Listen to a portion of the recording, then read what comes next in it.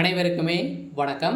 சற்று முன் கிடைத்திருக்கக்கூடிய மிக மிக முக்கியமான செய்தி ஒன்று வெளியாகியுள்ளது.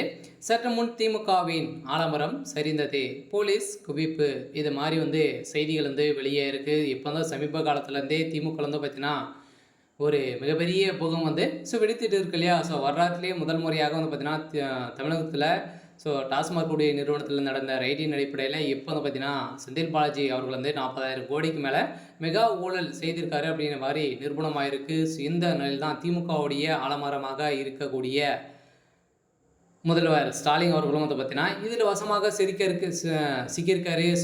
கட்டாயமாக திமுகவுடைய ஆலமரம் சரிந்தது அப்படின்னா ஒட்டுமொத்த கதையும் முடிய போகுது. இதில் எக்கச்சக்கமான அமைச்சர்களும் நிறைய பணங்கள் பார்த்தீங்கன்னா பதுக்கியிருக்காங்க.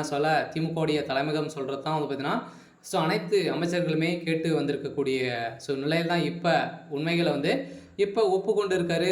திமுகவுடைய ஆலமரத்துக்கு மிகப்பெரிய இடியாக விழுந்திருக்கு.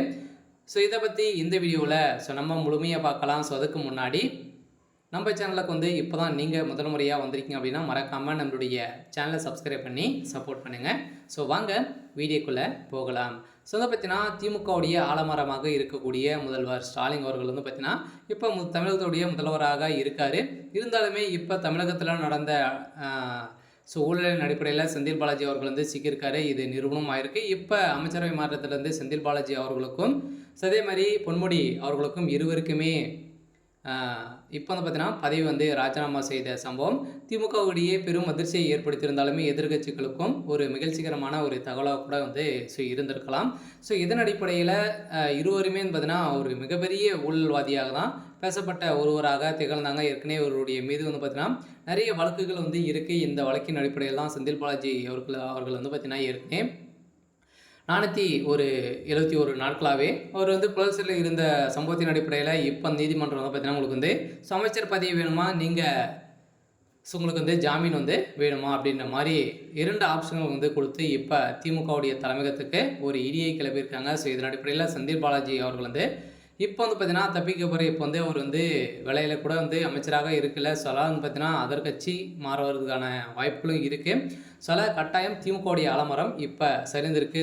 முதல்வர் ஸ்டாலின் அவர்கள் இப்போ மருத்துவமனையில் இருந்திருக்காரு.